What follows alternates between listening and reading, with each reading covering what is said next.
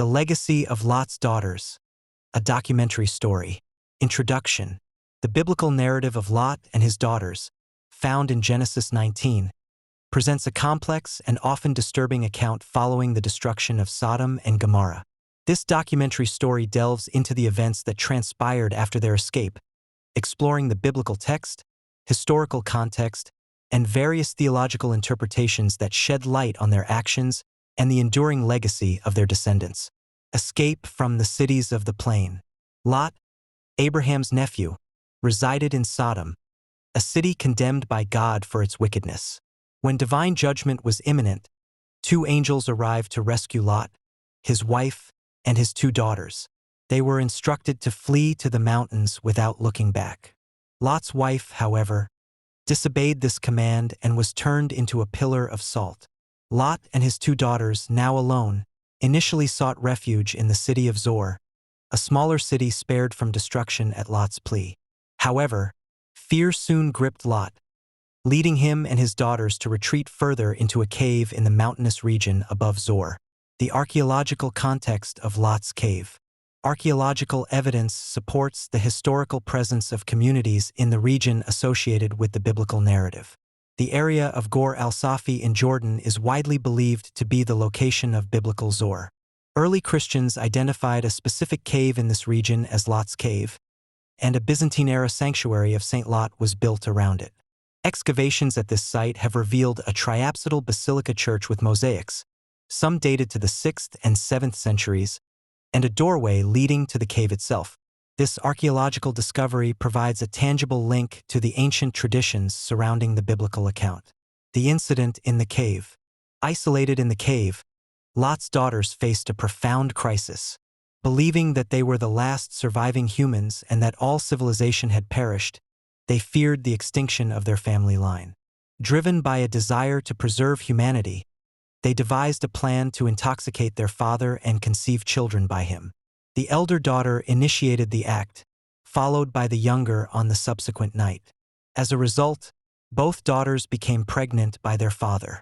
Midrashic interpretations and motivations. Midrashic literature offers a nuanced and often sympathetic perspective on the daughter's actions, contrasting with the straightforward biblical account. While the biblical text portrays the daughters as the instigators, Midrashic interpretations often shift the blame towards Lot. Some Midrashim suggest that Lot's earlier willingness to offer his daughters to the mob in Sodom was a precursor to this event, and the incestuous act served as a punishment for his unseemly behavior.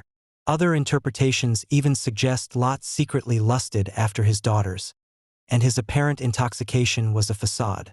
Conversely, the daughters' motivations are often viewed favorably in Midrashic tradition. They are depicted as acting out of a sincere, albeit misguided, belief that they were responsible for the continuation of the human race. The Midrash emphasizes their pure intentions, stating that they had no sexual designs on their father but sought only to preserve the human lineage. This sympathetic view is further bolstered by the eventual lineage of King David and the Messiah through Ruth, a Moabite, thus connecting the daughter's actions to a pivotal moment in salvation history. The birth of Moab and Ammon and their legacy. From these unions, two sons were born: Moab, from the elder daughter, and Ben-Ammi, later known as Ammon, from the younger.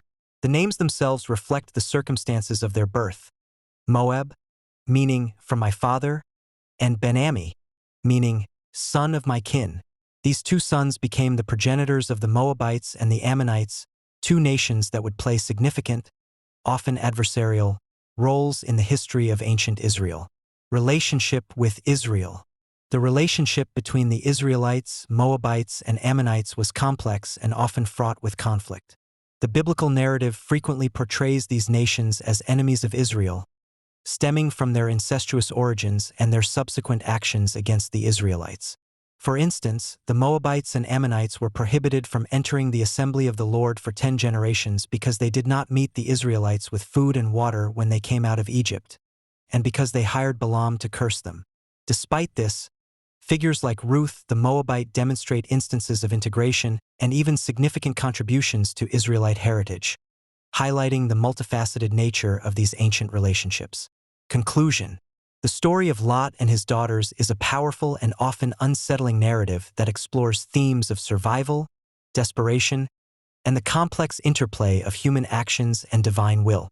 While the initial act in the cave is morally ambiguous, the subsequent midrashic interpretations offer a lens through which to understand the motivations and the long-term implications of their choices. The legacy of Moab and Ammon, born from this desperate act, continued to shape the geopolitical and religious landscape of the ancient Near East, forever intertwining their story with that of Israel and the broader biblical narrative.